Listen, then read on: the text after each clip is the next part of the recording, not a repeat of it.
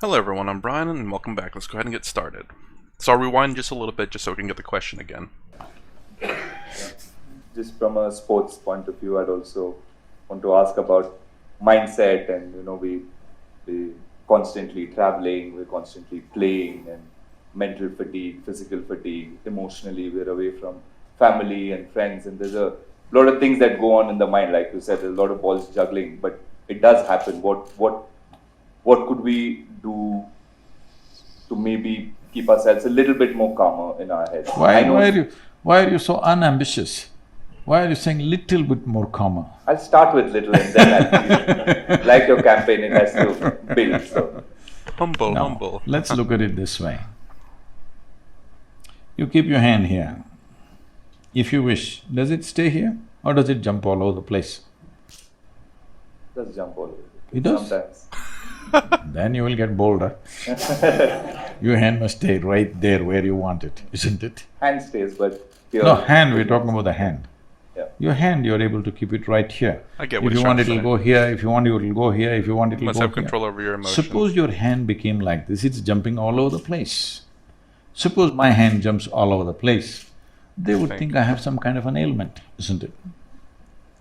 Hand jumping? Maybe that Mr. Parkinson visiting us or something. So, we have to look at this. Unfortunately, in these societies, we think mind jumping all over the place is normal. It's not normal. That's not the way human mind is made. There are some fundamental aspects which there's no time or space to explore those things here. I'd say I think a lot. My mind's always active thinking, but it's not jumping all over the place. It's quite focused on whatever it thinks on. I think in a way. Like I said, there was a video where about like it was Dandapani about like a song gets stuck in your head. That only lasts for a few minutes for me, just because my mind's always thinking, and it's not a problem in my part. It's quite focused in a sense. It's thinking but focused. It's not all over the place. It's not distracting too much. But we must understand this much. This body and this mind must take instructions from you, isn't it? No? Your body and your mind. If it doesn't take instructions from you, this body and this mind, it's more a nuisance than help. Yes, it is more of a nuisance than help.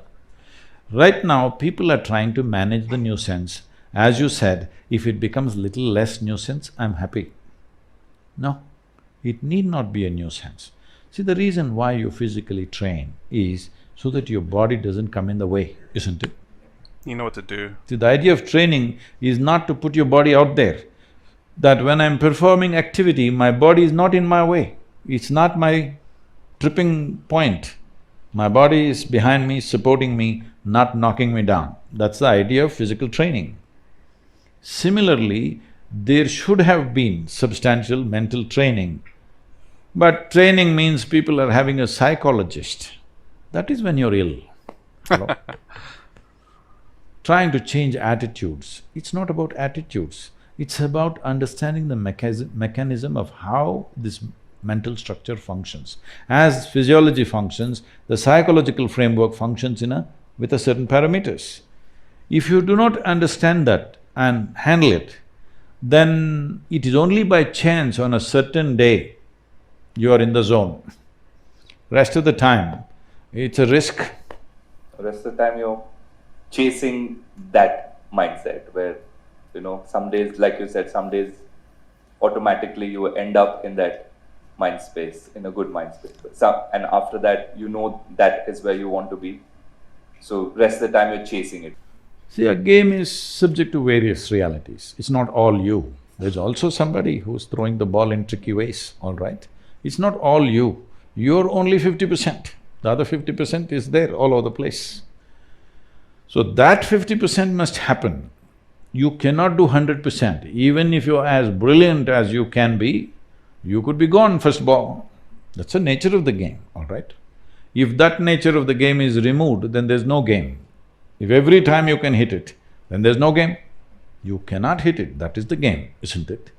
So leaving that part, this 50%, which is your 100%, That must happen every day, even if you change your underwear. I'm saying, whatever that lucky charm that you have, for somebody it may be some kind of a pendant, somebody it's a mantra, somebody else it's an underwear, it doesn't matter what the hell it is. But you're trying to hang on to something to create some kind of a mental sense of confidence. There are two ways to work. Either you can work with confidence or you can work with clarity.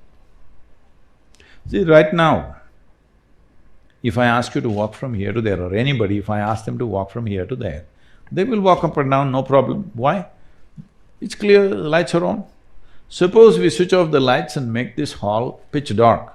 If I ask them to walk, now they will struggle. Why?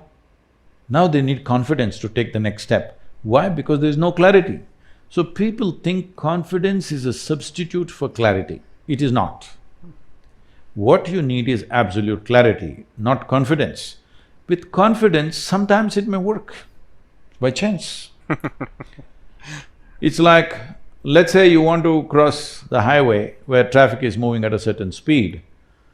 To build confidence, people have various slogans. Somebody says, Jai Shri Ram, somebody says Allahu Akbar, somebody says something else. You shout one of these things and run across the highway. Maybe you will make it. Hello? Maybe by sheer chance you made it, or because of the compassion of some driver, you make it. But if you try every day, we know where to pick you up, for sure, isn't it? So similarly, when a bowler bowls a ball, you close your eyes and hit it. Maybe it'll go for a sixer, but if you try every time, we know what, right? This happened. An American lady came to Bangalore. This was… now those auto rickshaws have gone down. At that time, auto rickshaw was the fastest thing going on the Bangalore roads. It felt fast because it made a lot of noise. It was doing only 40–45 kilometers per hour, but because of the way they drove on three wheels, it felt like it's a Formula One or something. So, this lady came and this guy is just driving to impress this foreign lady who's come to the city. He's trying to impress her with his skills of driving, and he's going through everything, and so two buses are coming, he goes boom in between, and she just screams and yells, and all this happened. Then after she got down, she asked him a particular moment when those two buses came, how did you make it? There was hardly any space. He said, I closed my eyes.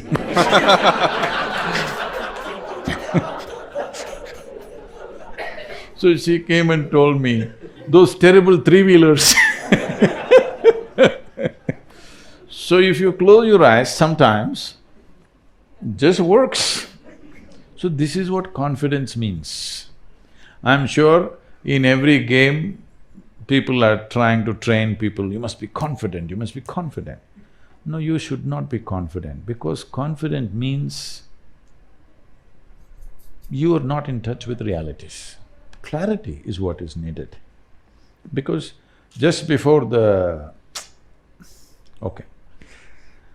So we were, like I was talking to a group of journalists, and this is at that time when Pakistan was playing in India for the one-day internationals which were going on. Sadhguru, how to beat Pakistan? Please tell us. I said, if you want to beat Pakistan, you don't call Indian cricket team, call Indian army. Okay. Why do you want to beat Pakistan? You just have to hit the ball. Hello? You just have to hit the ball. I was training this, Indian hockey team, and at one time, and later after 3–4 years, I'm walking in Chennai airport. KPS Gill was heading the thing, and all that old players who came to us, the senior players, they were all out. Whole bunch of young players, almost 6 or 7 of them were all tribal boys from Delhi, Turkey to others, all 18 to 22 age group. These boys are for the first time going out of the country for championships trophy to Germany. They're all wide-eyed, they've never traveled outside, and it's the first time. And they're not from cities, they're tribal boys. So somebody is giving them pep talk in Hindi, I can't repeat all the words. He's saying, "Desh ka izzat aapka," something, something. Your parents' honor is in your hands. 1 billion people's hopes are in your hands. Like this, he's giving pep talk. These boys are… Yeah. 1 billion people's That's a lot of stuff pressure. sitting on their head. Then I was passing by KPS Gill saw me and said, "Sadhguru, can you say something to the boys for the first time they're going out of the country?" So I said, "See, Buckle up. you know how to play hockey?" They said, "Yes." I said, "I don't think you know how to play hockey. You don't know how to play hockey, that's why you're looking like this. You're looking like this because you obviously don't know how to play hockey." "No, we know how to play hockey," suddenly their pride. I said, "If you know how to play hockey, first thing is forget the 1 billion people, forget your maa-baap business. Play and have fun. There's only one thing, the damn ball should be in the opposite goal, that's all you know. You need lust for this. You just need lust to put the ball in the goal. That's all you do. You don't count how many goals I've put, that's not your business. There are professional people hired to keep the score. Why are you keeping the score? Your business is a ball at a time, isn't it? But everybody is calculating, they're looking at the score, when I'm coming to 100, how many really fantastic batsmen unnecessarily have gotten out in 90s in India? So many of them, there's a legend. I'm guilty of many. Because you're doing the scorekeeper's work. You do your job. Your job is to hit the ball according to its merit. What does it matter what's the score? Whether it's 1 or 100, what is your business? No, you must strategize, all that there is somebody else. The player has to just do what he has to do at that moment right, isn't it? See, the desire to win is one thing. Everybody wants to win in their life, not just in a game. Everybody wants to win, everybody has a desire to be successful. But the desire is only giving you the direction, which way you want to go. Desire will not make you successful, it's only the competence which makes you successful, isn't it? And competence is clearly clouded when you're confident. Competence needs clarity. You just see things the way they are and do what you have to do at that moment. Not try to win the match. You cannot win the match. You can only hit the ball, isn't it? Somebody will tell you whether you have won or not. That's actually… yeah, that's quite good. People just focus on your job and then find out after who won. If you're too distracted by what the score is or who's coming in or who has what or whatever, you're clearly not focused. You don't have clarity, focused on your job, what you're supposed to do, huh?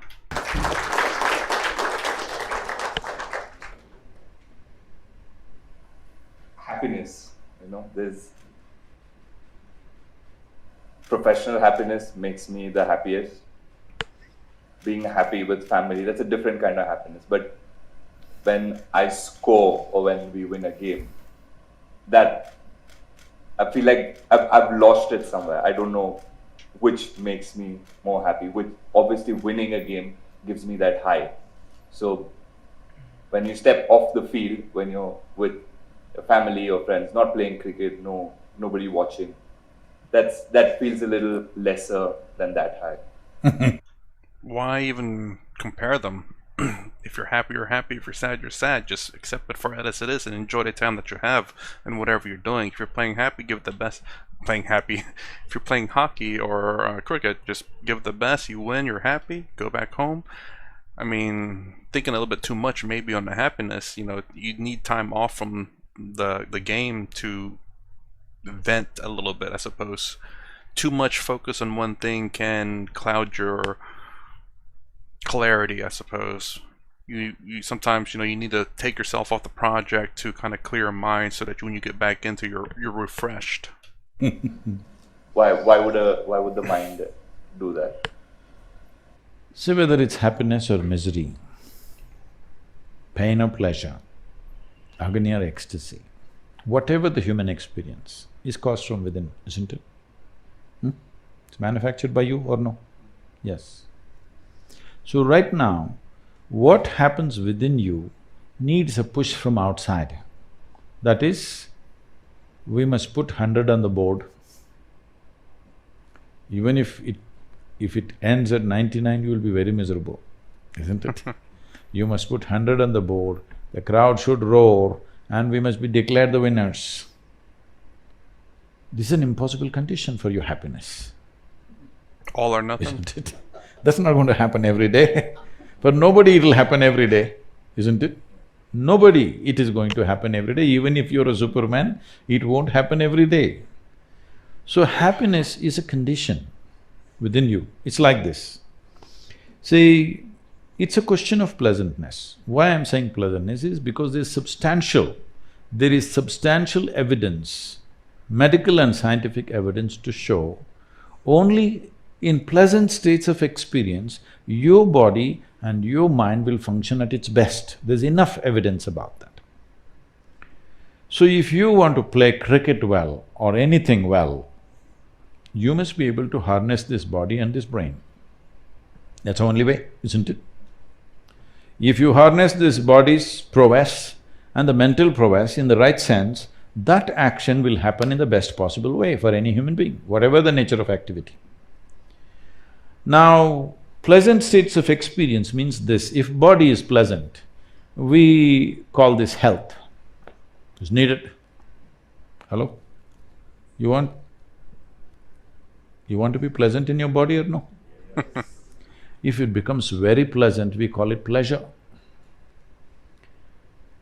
If your mind is pleasant, we call this peace. If it becomes very pleasant, we call it joy. If your emotions are pleasant, we call this love. If it becomes very pleasant, we call it compassion. If your very life energies are pleasant, we call this bliss. If it becomes very pleasant, we call it ecstasy. If your surroundings are pleasant, we call this success. Right now what you're doing is, you are going for the last one, success. To create the last pleasantness around us, let's say in this hall we want a pleasant atmosphere, we need the cooperation of all these people, otherwise it won't happen, isn't it? But I want to be pleasant in my body, mind, emotion and energy. Is 100% my business, isn't it? This one thing if you do, that your body, mind, emotion and energies are always pleasant. Now, outside pleasantness, it's a question of skill. It's a question of times in which we exist, I'm saying. Suppose you were here in Bangalore city, let's say 500 years ago, you wouldn't be playing cricket, maybe you would be breaking coconuts or something, I don't know. Yes or no? So what we are doing right now is just a consequence of time, isn't it?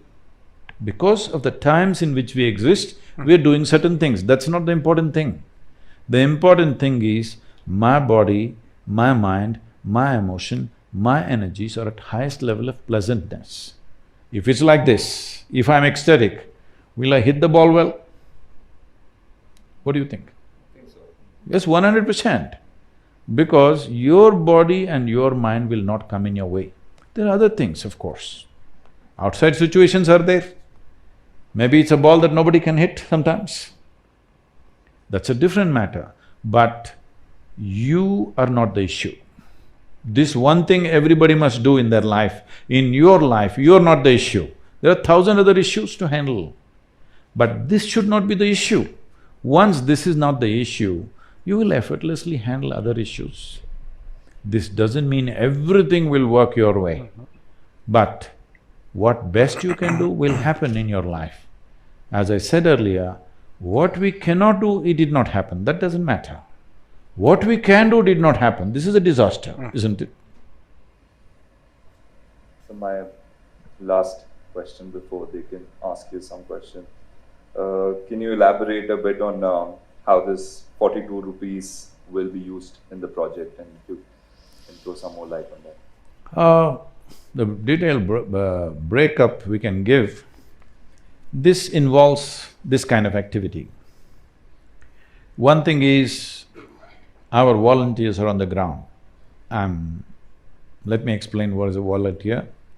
When we did the Rally for Rivers, the entire Isha Foundation is a volunteer force. But apart from that, when we went for Rally for Rivers, I gave a call to the youth of this nation that for 3 years, if you can focus your life on India's rivers, we can make a huge difference.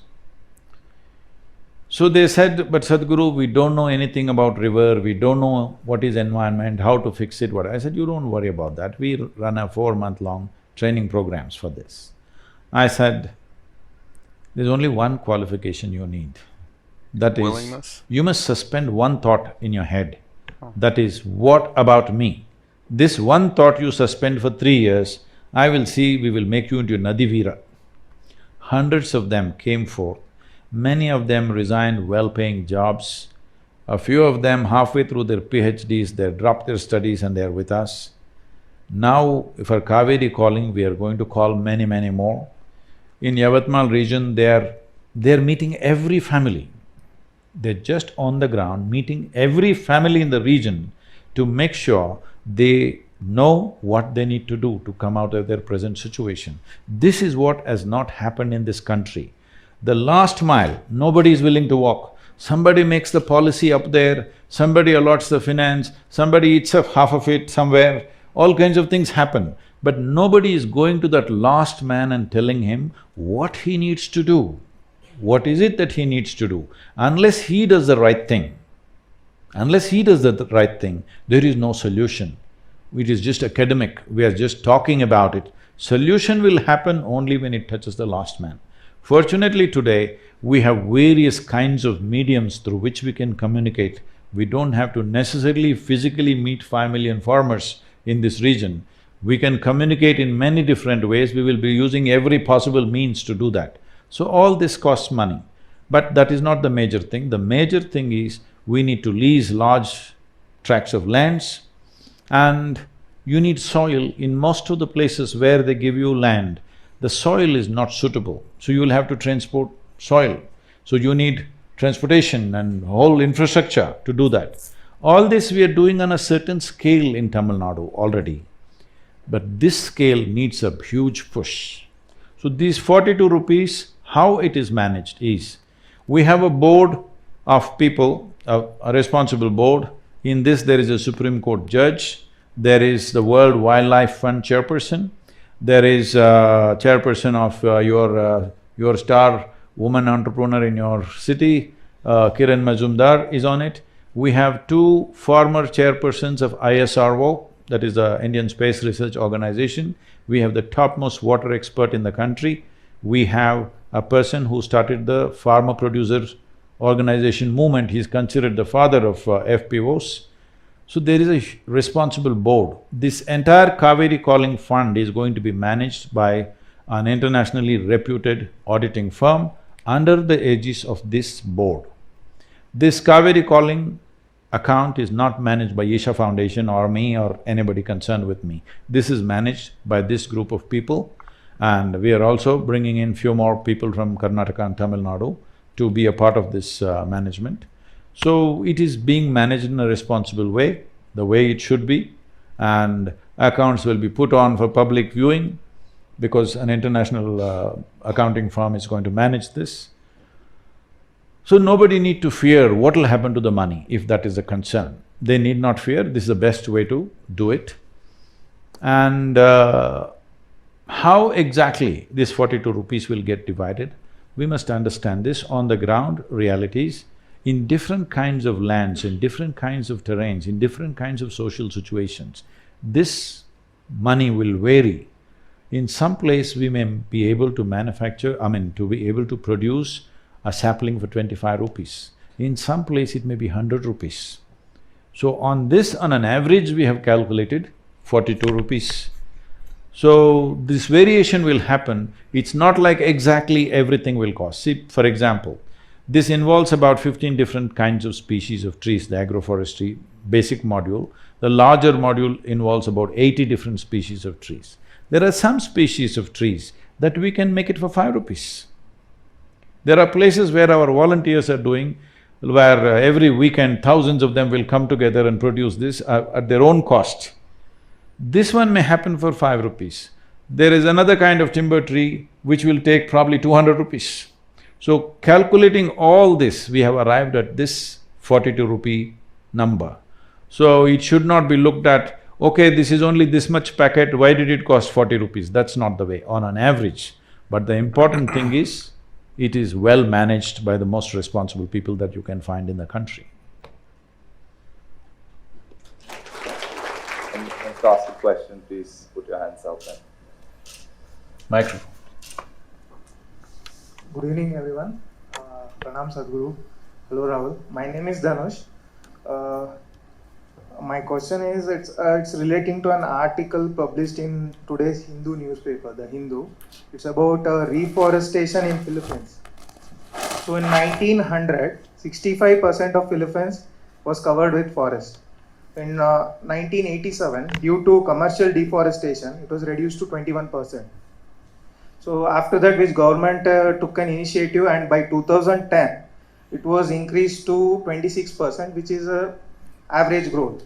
So Philippines has now introduced a program in which it makes it mandatory for each elementary, high school and college student to plant 10 trees before graduating. So the sites where to plant are advised to them by government. So as Rahul pointed out in today's conversation, what a common man can do, and the framework which you replied as to 242 crore trees has to be planted in next 12 years. So I consider it's a matter of choice, like we can do it or we may not do it. So why not, given the unconscious scale in which humanity is living today and the immediate need for redressing the environmental chaos, isn't compulsion, as in a law, the best way out? So why not make planting trees or saving a river a compulsion, maybe by a law, as in Philippines? Thank you. As in what? Whoops. That's not good. Let me get back to where I was at. Industry is a kind of a, it's a fashion. So after that, which government took an initiative, and by 2000, so Philippines has now introduced elementary. So the sites where to plant. So as Rahul pointed out in today's you replied as to 242. It's a matter of choice, like we can do it or we may not do it. So why not, given the unconscious scale in which humanity is living today and the immediate need for redressing the environmental chaos, isn't compulsion, as in a law, the best way out? So why not make planting trees or saving a river a compulsion, maybe by a law, as in Philippines? Thank you. They are Filipinos, we are Indians. You're underestimating us. It's very different. And above all, you must understand this. See, there is no forest land. Very little forest land is left to do plantations. For example, in Kaveri Basin, only 20% is forest land. Out of this, 8% has good forest. We don't even have to touch it. Another 4–5% is mildly denuded forest. Some replantation could happen there. Another 3–4% is totally denuded forest, which must be replanted. This is not the challenge. This can be easily done because this land is dedicated for forest. It belongs to the forest department or the state government. It can be easily planted, that's not the challenge at all. I know everywhere on the WhatsApp and other things, somebody comes up with a drone, we can shoot this, we can shoot… You don't need any of those things. With the kind of population we have, we can organize that the forest lands are replanted, that's not a big deal. But over 80% of the land is agriculture. This is the thing we need to understand, because all the time these activists and others are going on trying to hit some industry. Because hitting an industry is a kind of a… it's a fashionable thing in the country. When you want to hit somebody, hit some industry and say, they're doing this, they're doing that. It's like looking in the mirror. Whenever I'm watching these things with Sadhguru's discussion and all the issues that you'll have, it's like… honestly, it's really kind of funny. It's funny. sad but funny. I don't know why funny, but just funny because it's ridiculous. Honestly, that's why it's funny. It's ridiculous. It's just the sheer fact that all the issues that he's talking about is happening. It's happening in the United States as well. I thought it was only in the United States, or at least in Western countries, like some parts of Europe and in the United States. But it's so weird to hear this going on in other countries, Eastern countries, maybe at the very least. I guess. I don't know. It's just that because obviously our news just talks about things in Britain. Some parts when there's like major riots in, like, I believe it was in Germany and France, I believe, with the Yellow Jackets, I believe. I happened to see that on YouTube, but there wasn't very much news in any part of the other Asian countries, honestly. Middle East, somewhat. Western Europe, not even Eastern Europe, actually, I don't believe, and then just America, and it's just, it's kind of, this is the reason why I like watching and observing a lot of humans. It's just to see what is causing this issue. Is it a Western culture? But it doesn't sound like it, especially when you're having this a mirror image of issues going on in an Eastern culture. So that's the reason why I changed my theory about, oh, this is a Western culture issue, or this is from a Western culture. But now I'm thinking more along like this is a development issue, as in whenever countries or even just cities in general become so developed that hunger, thirst, and shelter is not an issue. Like Sadhguru said, hungry, one issue. Not hungry, 99 issues. So once hunger is solved, once food, shelter, and water is solved, 99 other issues arises. I thought that was just a Western thing. But I've started to change that into a development thing. So when either a city or a country becomes developed, those issues start to rise, and this is just proving that my theory on that. Though all of us are consuming those products,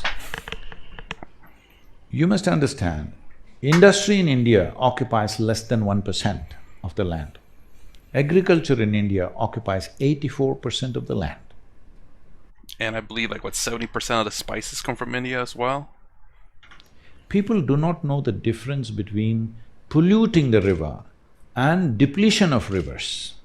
For example, in Bangalore city, you had over 1,000 lakes about 70 years ago. Today you have 80 lakes left. Out of these 80, only 17 lakes have fresh water. The remaining lakes have sewage water. So you still have a lake only because of sewage. People think the water is polluted. No, there is only sewage water. If sewage water is stopped, there will be no lake. Well, I want you to understand this. Where is your bus stand? You know, the bus station, the Subhash Nagar bus station. Huh? Dharmambati Lake, all right. Those of you who come from Mysore, where is your exhibition? Lake? Where is your playground? Lake? So we think we're doing great, all right? You need to understand all the lakes in the city have been turned into bus stands, playgrounds, all kinds of things. These were all active, full water lakes just 30-40 years ago. So, in India, compulsory plantation, okay, you can make it compulsory, where do I go and plant? So, in Tamil Nadu… Sorry, yeah, that's what I meant to say about the guy's question. It's like, okay, that's fantastic. You know, maybe how do you verify that? And also, where do they get the plant? I mean, that's not a bad idea, but to kind of require that, maybe a bit harsh. Maybe just say like 5 trees or something. I mean, 10 doesn't seem a lot, but if you're provided the tree and you're provided a location, that's not a bad idea, but I don't know. It's up to the people to decide on that. Like forcing them, it's like, well, you got straight A's, but you only planted 9 out of 10, so you know, just go plant one more. But they're out of trees. There's no more trees in stock. Well, that's not my problem now, is it? You'll have your paperwork once you plant that last tree. Go eat an apple and plant that. I don't know. I'm just, again, it's not a bad idea, but just hopefully, you know, they provide the trees for the people to plant. So we started this scheme today. I think How many green schools, does somebody know? Any of the volunteers, please? A few thousand, I don't know how many exactly. A few thousand schools we have given the certificate, this is a green school. How a school becomes a green school is that if they plant 10,000 trees from the school, they become a green school. Where do they plant these 10,000 trees? So they raise 10,000 saplings and distribute to the local farmers and ensure it is planted. It is all planted in different lands, but 10,000 trees have gone. If Oh my gosh, freaking Sadhguru always being a freaking genius here, you know. That's honestly, like, again, you know, it's great to have an idea of something, but you need a plan to execute it. You need people to execute that plan. So you need to have a good idea, you need to have a good plan, and you need people to execute that plan. It's what Sadhguru was talking about earlier. You know, you have all these talks in high government, but if you don't get down to the last person, nothing's going to happen. It's just all talk. Great idea, great plan, no execution. the school takes care of this becomes a green school. And we started another scheme, see, children like pets.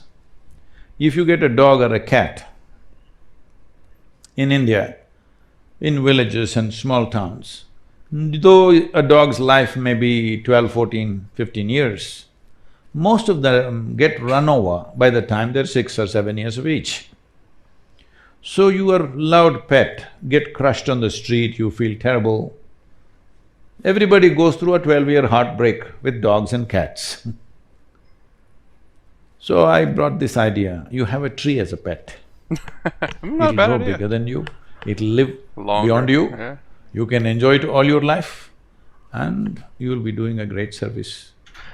I will say I'm sorry to pausing it a lot here, just because this is ideas that I want. Like, I really, really, really want to plant an orange tree in my yard, and I want to research what it takes to grow an orange tree, just because I want to eat oranges. I have a pear tree, and it gives a lot of pears, but a lot of it goes to waste. We do gather it up and give it to our family members, the excess amount, and some of them the animals go up the tree and start eating them. We actually found a possum in one of our trees eating the pears. But yeah, I wanna grow an orange tree because I want to eat oranges, apple tree, but yeah, things I wish I want to do, honestly, but I do need to do research on that. To the land In and my the people yard. and the animals and every other life. You must understand this, one tree, one tropical tree in this country, if you plant a tree, in 12 years' time, whatever its reasonable size of growth if it has, in 12 years' time, it is able to sequester somewhere between 38,000 to 45,000 liters of water. I'm sorry for pausing it again. I'm so stuck on that idea of his about planting a tree as a pet. I was thinking about, I mean, I said it's not a bad idea, but I thought about it like in children where, you know, you develop, hopefully you have this concern for the tree, it growing and developing, you know, you have this care for the tree because it's not just merely a tree, it is your pet tree. It's a tree that you care about, and you watch it grow. There are people out there who finds a special tree and they love it. I had one when I was growing up. I loved the tree. It was huge. It was up on a mountaintop back in my birth country, and we'd always play there, me and my cousins. I think it was taken down because my aunt moved back and they built their house. That was their land, and they built the house. There's also a little, I don't know why I'm explaining all this, but this rock, like a layout, it looks like a little bowl that you can sit in. It's really nice. I would sit there under the tree and we'd always play there. It's really, really cool. So when we talk about this 242 crore trees, what it means is, it can sequester anywhere between 9 to 12 trillion liters of water.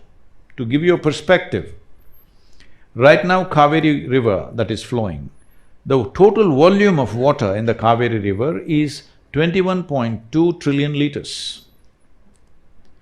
If in 12 years you plan this number and wait for another 6-7 years' time, you will have Kaveri flowing full on.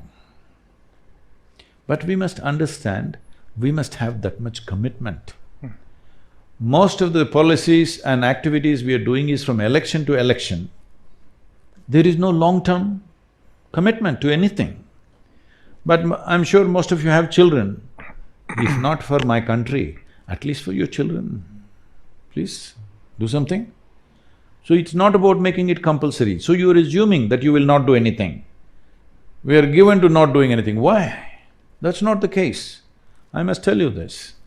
When I started for Rally for Rivers, all our people very apprehensive, Sadhguru, nationwide, will they respond?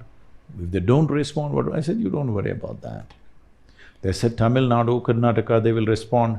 Once you go north, you can't speak Hindi, how will they respond? Who will respond? Like this kind of fears. I said, you don't bother about those things. 162 million people responded. Never before for any movement in 30 days' time, 162 million people responded. So as I went, what I saw was, it was phenomenal to see this, because in every village, men, women, children waiting. I must tell you this, it really… Every day when I saw certain people, tears came to me because I'm driving around, I drove 9,300 kilometers in 30 days. And I have no spare driver, I drive all the way. And I did 142 events in these 30 days. 184 television and news interviews. Literally every minute I was driving, I was also talking and doing interviews to radios, televisions and everything. All this, and our volunteers were on the ground and maximizing that. Like I'm somewhere in Madhya Pradesh in some remote place, it's already around 1:30 in the night, so it's late and we've still not gotten to the destination, so I'm really banging it. I'm in the car.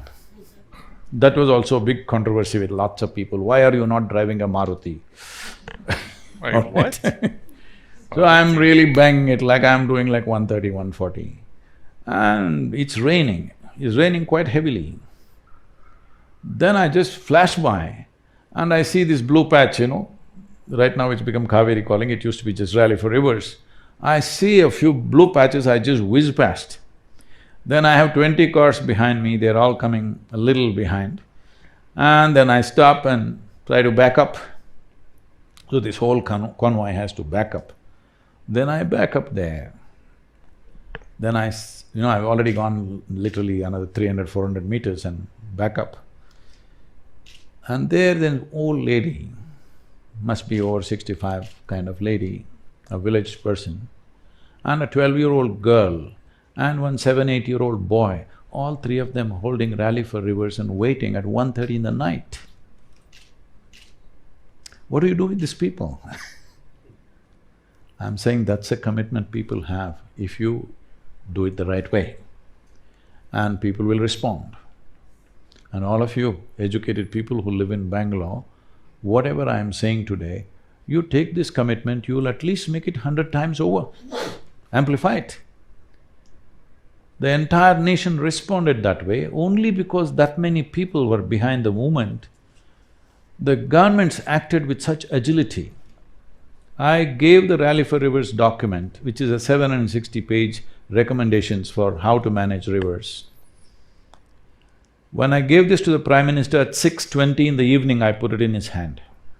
Next day morning by 11:30, we get a call from the Prime Minister's office that he's formed a special committee and they want the soft copy. I thought, this is fantastic.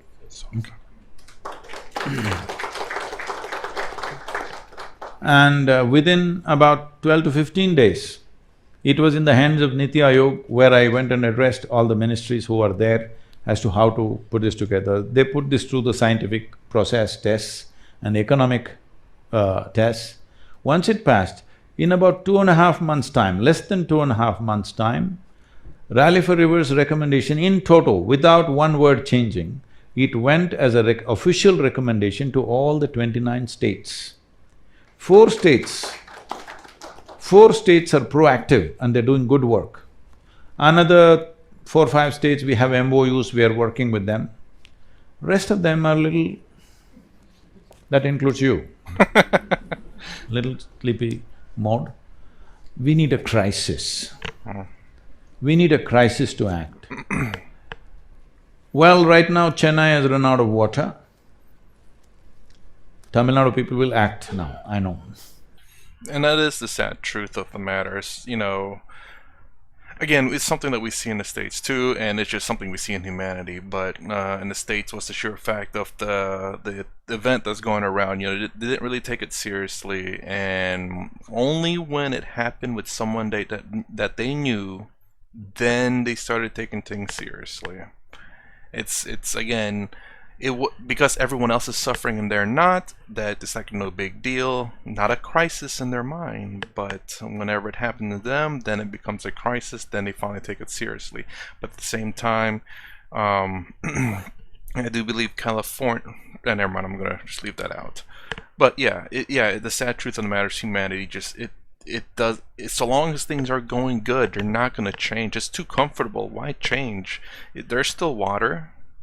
And then when it's not, that's when people start panicking, and that's what's going to happen with where these cities or countries are at that are having issues with water. Like you were talking about the village earlier, where all of a sudden the men get involved and people start dying because resources become scarce. Will Karnataka wait for Bangalore to go dry and then act, or are we sensible enough to act now? This is all the question is. So make it compulsory for the children. Why? It's much easier to prevent an issue than to fix an issue. That's something that in my jobs we try to prevent issues from happening. That way it doesn't become a big problem later on. Because it's a lot harder to fix something that's broken than it is to prevent something from being broken, generally speaking. We are the ones who destroyed this land, isn't it? Hello? We as a generation have destroyed this land. Why are you thinking children should plant? They will be most willing if you just tell them, okay? We will do that. Every school, every college, all these things we will do. But you're talking about making it compulsory. Is it not a shame that it has to be compulsory, that we should take care of our children's future? It should be compulsory, you must care for your children. How bad is that? It must be compulsory for you to take care of yourself. It must be compulsory for you to treat people with kindness. It shouldn't have to be forced. And I agree with Sadhguru, but it's not like I said, it's not necessarily a bad idea to put in these things to maybe extra credit or something that's not necessarily forced. But still, again, I don't necessarily disagree with them to be saying, hey, like, plant 5 trees and you graduate or whatever. It's not necessarily a bad idea, but it does suck that you have to, it becomes a requirement. And this goes against my idea. I don't like force. So you are forced to plant these trees, which has nothing to do with your schooling, to graduate. But I mean, again, make it super easy, super simple, and it doesn't become a big deal. But still, you know, it's kind of sad that you say, oh, you have to do this to graduate. You have to do this, and they think of this, oh my god, I have to do this. It's not something that they want to do, but they have to do it. I don't want to do that. I don't want it to be compulsory. If you want to destroy this land, if you want to take away the future of the people of this land, I want you to understand, people have money and means, they're all transporting their children to other countries. But the poor will there suffer. are millions and millions of people here who cannot do that. 1 billion people who cannot do that. And as I said earlier, before the civil strife breaks out in a big way, when it'll be out of control, you can either apply… First thing when in India, when civil strife happens, they'll cut the trees and throw it on the highway. At that time, you can't talk to them, plant a tree, do this, do that nonsense. Right now, it's still in control. This is the time to do it. There is a solution.